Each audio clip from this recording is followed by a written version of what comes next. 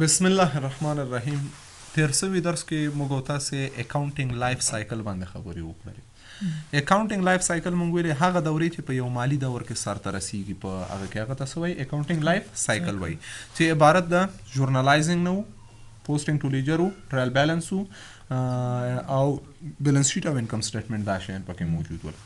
نو نن به موږ تاسو عملاً اکاونټینګ شروع کوو، چې څنګه مثلا یو حساب پیژنو معامله څنګه هغه درج کوو، دا موضوعګانې باندې به خبرې کوو. خو مخکې له دې نه موږ تاسو په اکاونټس باندې نن خبره کوو. میجر اکاونټس اف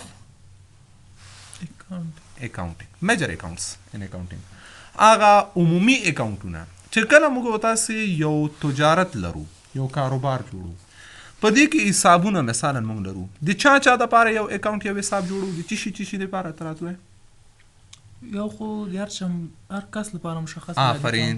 اوس کوم څو دانې اکاونټ جوړو دا راته وایي.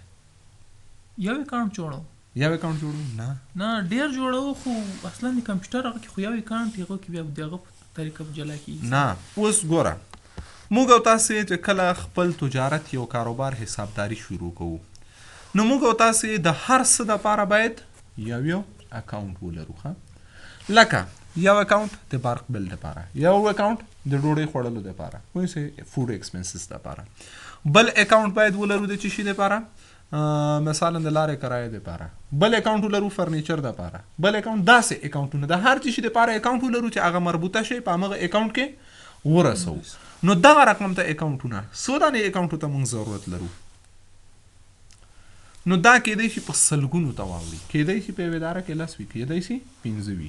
خو موږ میجر اکاونټ خبره کوو، هغه عمومي یو سب اکاونټ یو میجر اکاونټ. ښه، مین اکاونټونه دي. میجر اکاونټ موږ سره په اکاونټینګ کې 15 دي. 15 میجر اکاونټونه په اکاونټینګ کې وجود لري. ښه، 15 اکاونټونه هغه عبارت دي 5 میجر اکاونټ اف اکاونټینګ. پوه شئ، 5 میجر اکاونټس، 15 میجر اکاونټونه عبارت دي د کوم نه. یو اول کولی شي وای اسټ، چی شي اسټ، سرمایه کوم اسټ مې درته تیر ورځ معرفي کړی، اوس نه وای. یو اکاونټ جوړیږي د چی شي لپاره، سرمایه د اسټ لپاره، چې څونه ته اسټ لري هغه به په دې اکاونټ کې راسي.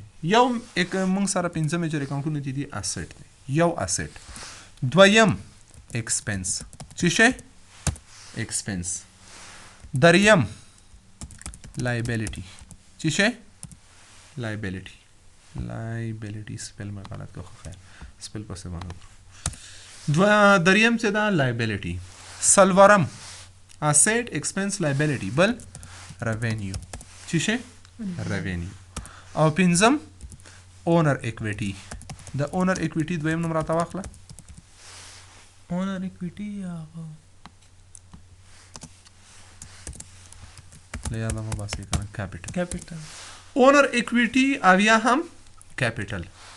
سو میجر اکاونټونه وجود لري موږ سره، 15 میجر اکاونټ وجود لري. یو اسټ، ایکسپنس، لایبیلیټي، ریونیو، اونر اکویټي.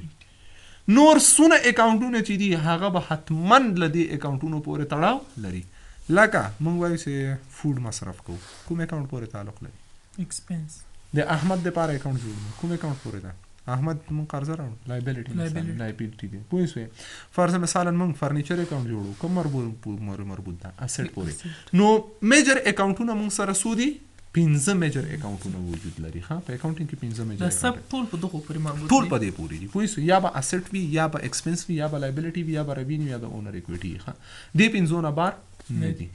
نو مونږ سره 15 میجر اکاونټس وجود لري، چې اسټ، ایکسپنس، لایبیلیټي، ریونیو، اونر اکویټي. دا موضوع پیژنئ. ښه، نن ورځ درس ډیر مهم ده. که په دې باندې پوه شئ نو وړاندې تا فکر وکړئ چې ټول اکاونټینګ دې زده کړي، نور په اکاونټینګ کې مشکله موضوع نشته ده. اسټ ته، اسټ مونږ ته وایي کوم اکاونټ ده؟ اسټ وایي سرمایه ته. تیر ورځ متعارف کړی هر هغه شی چې ارزښت ولري، په پیسو تبدیلیږي، دوامدار وي او د کمپنۍ ملکیت وي، هغه ته څه ویل کیږي؟ اسټ ویل کیږي. نو اسټ موږ سره 4 قسم ته اسټ ده، خو موږ به 3 قسم ته باندې وکړي، 3 قسم ته به ولیکو. ځکه یو د موږ سره کني هغه اصلا چې دا 2 قسم ته تشریح کوي. یو ته وایي کرنٹ اسټ، 2 رقم ته زه درته تشریح کوم. څو رقم ته تشریح کوم؟ 2 رقم ته. عموما زیاتره ځایونو کې په دوه قسمونو باندې ښودل کېږي. یو دا کرنٹ اسټ او دویم دا فکسډ اسټ. کرنٹ اسټ او فکسډ اسټ پوه شوې. کرنٹ اسټ او فکسډ اسټ دوه نوع موږ سره سرمایه ده. یو خو انټنجبل اسټ دغه سرمایه چې په سترګو نه لیدل کېږي لکه مې درته ویلې ګوډ ویل برانډ دی نور شیان پوه شوې هغه نه تېرېږي خبره. خو اسټ موږ سره دوه قسم ته ده. یو د کرنٹ اسټ او بل فکسډ اسټ. کرنٹ اسټ هغه سرمایه ته ویل کېږي چې ثابت نه وي په حال د تغییر کې وي. همیشه په حال د تغییر کې لکه کیش نقد پیسې چې دي دا زموږ اسټ ده. خو نقد کیش چې ده نن ډېرې دي سبا کمې دي یا نن کمې دي سبا ډېرې دي. همیشه په تجارت کې کیش چې دی تر یو کاله پورې داسې نه ده چې تا سره نن هم 1 لک روپۍ دي یو کال بعد هم در سره 1 لک دا حتمن څه کېږي تغیرېږي. نو کیش نقد پیسې چې ده دا زموږ اسټ ده خو څه رقم ته اسټ ده دا کرنٹ اسټ ده. بل موږ سره چې شی ده فکسډ اسټ نه لکه بانک کې د پیسې واچولې بانک پیسې موږ سره کم ته دي فکس دي که کرنٹ دي دا فکسډ کرنٹ دي. بانک نه نن پیسې راخلم سبا نفر را دا والا وکړه ډېرې سوې کمې بانک چې کمیږي دا موږ سره چې دي دا کرنٹ اسټ ده فکس نه ده اینڈ ایټسټرا. نور خو په مفهوم پوه شولې. کرنٹ اسټ هغه اسټ ته ویل کېږي چې کمیږي او زیاتېږي. لکه مثال زه بل درته یم انوینټري خو پیژنې درته تشریح کړی مې د انوینټري هغه مال چې تا سره په ګودام کې نه خرڅ شوی پروت ده. انوینټري چې ده دا زموږ څه شی ده اسټ ده سرمایه ده په دوکان کې چې پراته ده کرنٹ اسټ. خو کرنٹ اسټ ده خرڅ مې کړل وانه ډېر سو کم سو پوه شو. نو اینډ ایټسټرا سو ان ډېر داسې قسمونه موږ سره د کرنٹ اسټ وجود لري. یا دې ته کرنٹ اسټ وایي. هغه سرمایه چې تر یو کاله پورې ثابته نسی پاتې کېدل هغه ته چې وایي کرنٹ اسټ. فکسډ اسټ هغه سرمایه ته وایي چې داسې تقریبا تر حد اقل تر یو کاله پورې موږ سره چې شي پراته وي پوه شوې تغییر او تبدیل پکې نه راځي. لکه زموږ چې شي موټر مثلا موږ سره زموږ سرمایه ده داسې نه کوو چې هر کال اخلو بدلوي او خرڅوي. خو عموما موږ سره هغه تر یو کاله پورې دا کرنٹ اسټ زموږ فکسډ اسټ ده. نه معاش خو اسټ نه ده. معاش چا اسټ ده؟ معاش اسټ نه ده. نه معاش چا اسټ ده؟ معاش خو مصرف ده چې چاته ورکوي. نه چې دا مونږه اخلو هغه معاش. نو ته خو تجارت نه ته په اکاونټینګ باندې چی کوې ته خو عادي کس معاش د وخت خلاص شو نو ته خو ځان ته اکاونټینګ نه خلاصې کنه ورسېدې په دې قصه کنه. اوس ما دلته بزنس لپاره اکاونټینګ سړی دی یو کاروبار لپاره وایي نو شخصي کس په اکاونټینګ کې کوي په هغه اکاونټینګ ځان ته لیجري جوړي ژورنال. نو راځو کار موټر چې ده د تجارت لپاره ده. په تجارت کې د څه نه ده مثلا موټر د اخیستې کاروبار لپاره مثلا مال وړي راوړي پکې د ځینې دي تیاره ورځ خرڅوي او بدلوي خو هماغه در سره پاتې. بل لکه فرنیچر دکان ته او کمپنۍ دفتر ته فرنیچر وخت دا تاسو چی دي فکسډ اسټ دي. لکه پراپرټي خو پیژنې جایداد پوه شوې دا تعمیرونه او شیان دا موږ سره دا ټول چې شي دي دا فکسډ اسټ دي اینډ ایټسټرا. نو اوس ورسېدې د کرنٹ اسټ او د فکسډ اسټ په مفهوم باندې. اوس ته څه کوې داسې نه کوې چې ته یو اکاونټ جوړوې د اسټ په نوم باندې غوږ ونیسه یو اکاونټ جوړوې د کیش په نوم باندې پوه شوې یو د بانک یو د انوینټري یو د کار یو د فرنیچر بل د پراپرټیانو پوه شوې دا ټول شیان دپاره یو اکاونټ جوړوې. په عمومي کې دا ټول سره جمع کوې دا ستا چې شی دي اسټ جوړېږي. نو میجر اکاونټ د دوی چې شی سو اسټ. نو اسټ موږ سره میجر اکاونټ ده. دا اوس درته وایم چې دا مې ولې درته ویلې دا میجر اکاونټونه څه ضرور وو. بلې موضوع ته راځو موږ سره ایکسپنس اکاونټ. د ایکسپنس خو پیژنې ضرور نه ده چې درته تشریح کوم. یو اکاونټ موږ د ایکسپنس لرو د مصارف پوه شو چې مصارف کوو هغه د مصارف اکاونټ ته ځي.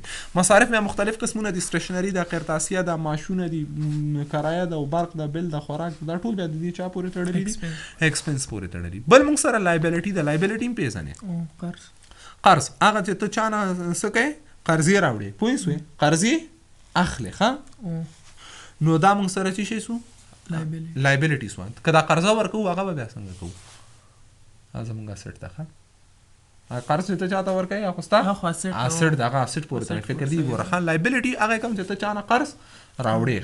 نو بل دا موږ سره اکاونټ دا موږ سره دوه رقم ته دي پوه شوې همدا رقم ته یو کرنٹ دی او بل نن کرنٹ دی. هغه قرضې چې په حد اقل یو کال کې تغییر او تبدیل پکې راځي پوه شوې لکه تا د خپل وینډرانو سره دي تر یو کاله پورې تا ته مال نه پرېږدي که نه یو هغه قرضداري ده ورکوې پیسې ورکوې یا اوګرایي حساب دی یا بل څه هغوي که نه او یو د بانک نه د قرضه راخیستې ده 5 کلو دپاره 3 کلو دپاره هغه بیا موږ سره نن کرنټ لایبیلیټي ده. ریوینیو هم پیژنې عایدات او اونر اکویټي مې هم درته تشریح کړې. اونر اکویټي یا کیپټل هغه پیسې چې ته خپل جیب نه په تجارت کې څه کوې مصرفوي هغه ته اونر اکویټي یا کیپټل ویل کېږي ښه اوس موږ تاسې په اکاونټینګ کې څو میجر اکاونټ لرو 15 میجر اکاونټ لرو دا یاد وساتئ چې او که څوک تاسو ویډیو په یوټیوب کې ګورئ نو دې ویډیو کې ما لاندې ولیکئ چې میجر اکاونټونه څو قسم ته دي یو ځل یې ولیکئ چې بیا مو د یاده ونه وځي ښه ولې م له یاده ونه وځي چې دا ډېر ضروري ده ولې کله چې موږ تاسې یو انټري جورنال ته پاس کوو دا انټري تاسې وګورئ دا ټرانزیکشن ښه چې دا کوم اکاونټونه افیکټ کوي اسټ افیکټ کوي ایکسپنس افیکټ کوي لایبیلیټي افیکټ کوي ریونیو یا اونر اکویټي کله هم چې تاسې یو ټرانزیکشن کوئ ښه هغه تاسې وګورئ چې په کوم اکاونټ باندې دا تغیرات راولي ښه په اسټ باندې ایکسپنس باندې لایبیلیټي باندې ریونیو یا اونر اکویټي باندې کله چې موږ یو ټرانزیکشن پاس کوو په ډبل انټري سیستم کې جورنال ته موږ ویلي دي حتما یو ټرانزیکشن په دوه اکاونټو تاثیر لري ښه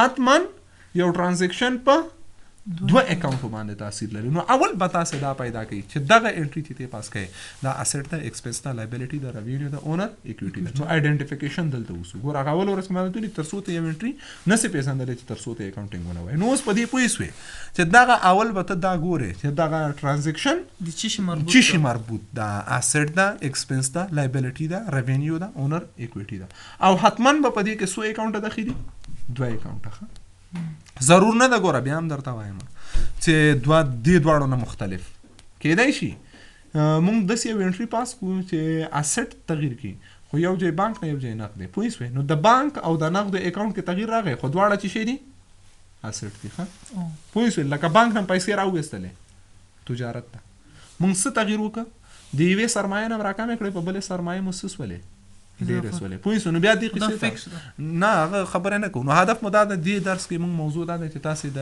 اکاونټینګ 15 میجر اکاونټونو نومونه زده کوئ او اسټ وپېژنئ او د اسټ قسمونه زده کوئ نو راتلونکي درس به انشاءالله موږ تاسې وړاندې د رولز او ډیبټ اف کریډټ باندې خبرې کوو راتلونکي درس کې به څه وایو رولز اف ډیبټ اینڈ کریډټ چې مخکې له رولز اف ډیبټ اینڈ کریډټ نه موږ سره دا موضوع ډیره مهمه او ضروري وه چې 15 میجر اکاونټ باید پیژندلی اوسېږي نو که چیرې مو پیژندلی وي لاندې ولیکئ د 15 میجر اکاونټونو نومونه پوه سوي اوسېږي او بله ویډیو کې به د خیره په نور موضوعګانو غږیږو